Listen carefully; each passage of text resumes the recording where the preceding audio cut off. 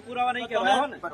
બરોબર તમે તપાસ કરી લો તમે અરજી આપી છે હું થાણા ઇન્ચાર્જ તરીકે હું પીઆઈ પર્સનલ હું જાતે એની તપાસ કરું છું અરજીની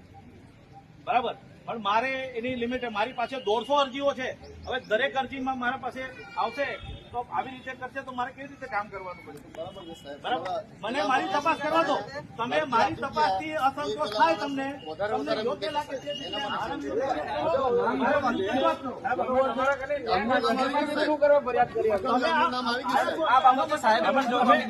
એસપી સાહેબે પણ જવાબ આપી દીધો છે અમારો જવાબ પણ આ છે બરોબર મારે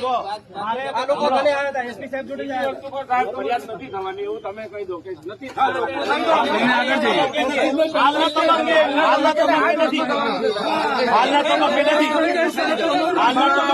ભાજપના કૂતરાઓના નામ છે ને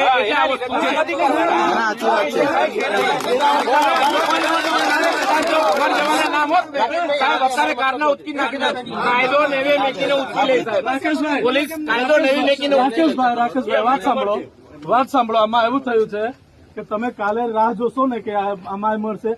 પ્રાઇમા ફેસી સાહેબે ચોખ્ખું કહી દીધું આ ગુનો બનતો જ નથી તમારું આ જ આવશે તમે એડવાન્સમાં કહી દીધું સરસ સાહેબ ધન્યવાદ સરસ ધન્યવાદ તમે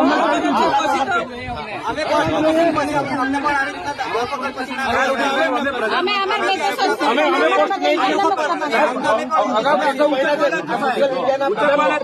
જરાક બન્યા છે ને તેને ઉચકીને જેલમાં નાખી થોડી અરે ક્યાં નહીં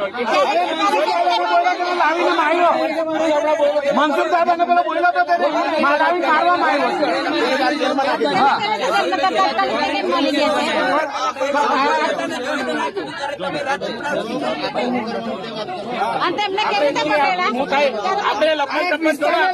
લગાવવાનું કામ કરી રહ્યો છે આ ભાઈ જે પોસ્ટ કરે છે એક વિસ્તારને લાંછન લગાવવાનું કામ કરે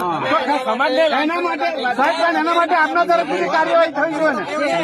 આપના તરફથી સાહેબ કાર્યવાહી થઈ જોઈએ પોસ્ટ રાજ વસાવાએ કરી છે તો રાજ વસાવાએ આ ખરાબ પોસ્ટ કેમ કરી છે એને ડુંખલ ગામનું નામ લઈને પોસ્ટ કરે છે કે ત્યાંની મા દીકરીઓ વિશે બોલી રહે પણ નામ નથી બોલતો પણ આખા વિસ્તારને બાણમાં લઈને વાત કરે છે લોકોને દુભાય છે ને લાગણી દુભાવે છે ડુંખલ વિસ્તારની ડુંખલ વિસ્તાર એટલે ધારાસભ્ય વિસ્તાર લાગે સાહેબ મને વાત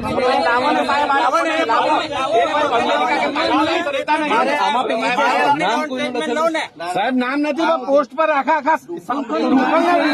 ટાર્ગેટ કરે છે સાહેબ તો મારી વાત સાંભળો ગિરિરાજભાઈ બરોબર તો તમે આમાં તમે માના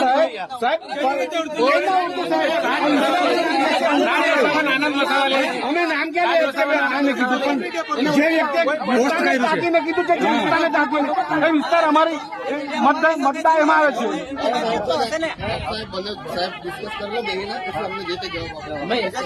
જો આ રીતે અમે જવાબ નહીં આપીએ બરોબર છે અમે જવાબ પેલા આપી દીધો છે ગુલામભાઈ હા જાહેરમાં કહી દઈએ બરોબર તમે આ બાબતે સીધા કોર્ટમાં પણ જઈ શકો છો કોર્ટ અમને હુકમ પણ કરી શકે છે ગમે ત્યારે કરી શકે છે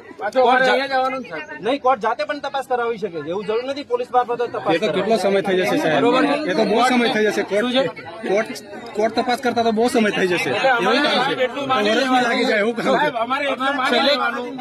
પોલીસ પરથી એની અપેક્ષા છોડી દેવાની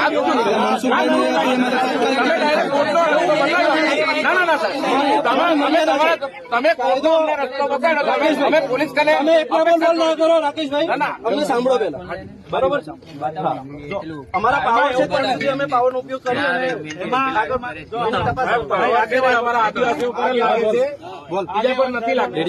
સાહેબોને આગેવાન જે છે અહીંયા મારે તમને વિનંતી છે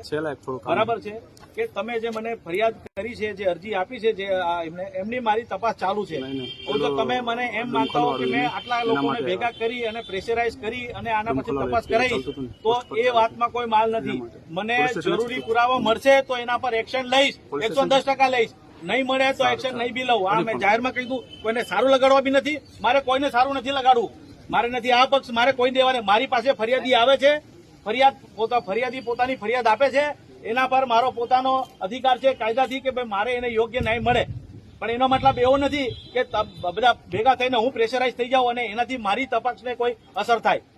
આ તમને એકદમ સ્પષ્ટ કરી દઉં તમે અહીંયા આવો તમે આનાથી ડબલ સંખ્યામાં આવો મને એનો કોઈ વાંધો નહીં તમારો અધિકાર છે પણ એનો મતલબ એવો જરાય નહીં થશે કે મેં આમાં પ્રેશરાઇઝ થઈ કોઈને બોલાવી લઉં ને એ કરી લઉં. અને આ એ બી નથી કે આ ભાજપના છે કે આના છે કે તેના છે ને મેં એના વિરુદ્ધ થઈ ગયું છે. મારે જ્યાં જરૂર પડી મને પુરાવા મળ્યા, મેં ગુના દાખલ કર્યા છે અને એના પર કાર્યવાહી કરવી છે. તો આપને વિનંતી છે કે આપ જરાક એમાં તમે રાખો અને બીજા લોકોનું પણ કામ થવા દો કે મારી પાસે દરરોજની 100 અરજી આવતી હોય છે. અહીંયા મારી પાસે પેન્ડિંગ, દરેક માણસ આવી બધી લઈને આવશે તો મારે કામ કેવી રીતે કરવાનું? હજુ તમને કોઈ 5 આગેવાન અથવા 7 આગેવાન ત્યાં આઈન સાહેબને મળી લો. રૂબરૂ અધિકારી બેઠા છે, ડીવાયએસપી સાહેબ જો કદાચ તમને મારાથી નથી, તો તમે એમને રજૂઆત કરો.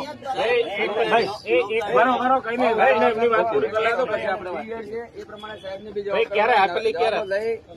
અમુક ટાઈમ આપીએ, કઈ વાંધો નહીં. 3 દિવસ થયા હજી. અરજી તપાસ કરવાનો અમારી પાસે 15 દિવસનો સમય અમને કોર્ટે આપેલો. સાહેબ એમને ચોખ્ખું કહી દો, આવજો મીડિયા પર છે ને પોસ્ટ મૂકે છે એમને કહી દો. વચ્ચે બોલશો જ નહીં થાય કઈ. કોઈને 2 કલાકે નહીં બદલે. સાંભળી લો, જો અમને ખબર છે કોઈ પણ ગામને બદનામ કરવું ને એ યોગ્ય નથી. જે કોઈને નામ હશે, નામ જોગ કે છે, નામ જોગ પોસ્ટ મૂકે, ગામને બદનામ કરવાનો કોઈને અધિકાર નથી. હા તો એ જ છે ને, અમારી માંગ એ જ છે. અમે એ જ કરીએ છીએ. જો અમારી તપાસ દરમિયાન જો ક્યાંય પણ એવું નીકળશે કે ભાઈ ગામને બદનામ નથી, કઈ આમાં ગામ બદનામ નથી, અમે લેખિતમાં આપી દેશું કે ભાઈ આ જે પોસ્ટને મૂકવામાં આવે છે ને એ ખોટી છે ને એના વિરુદ્ધમાં કાયદેસર કાર્યવાહી થશે અને ગામને યોગ્ય ન્યાય મળશે. રાજ વસાવાના ફેસબુક પેજ પરથી આ પોસ્ટ વારંવાર થાય છે. દિવસમાં 3-4 વાર પોસ્ટો આવે છે, બરોબર છે. એટલે ગામને બદનામ કરી આટલું બધું સ્પષ્ટ કહું છું કે રાજ વસાવા કરીને છે એના દ્વારા પોસ્ટ થાય છે. તો પછી હજુ કેટલાને આપ પણ સોશિયલ મીડિયામાં જોઈ શકો છો. અરજીને 14 દિવસનો સમય જોઈએ. સાહેબ તપાસ કરો. 14 દિવસ ટાઈમ પૂરો લેવો એવું ફરજિયાત જ છે. જેમ બને એમ જલ્દી થશે. તો પછી આપ પણ જોઈ શકો છો. આપણી પાસે એટલી ટેકનોલોજી છે, આપણી પાસે એટલી એ છે તો એને તમે 2 દિવસમાં જોઈ શકો છો. જો અમારા કોઈને તો તમે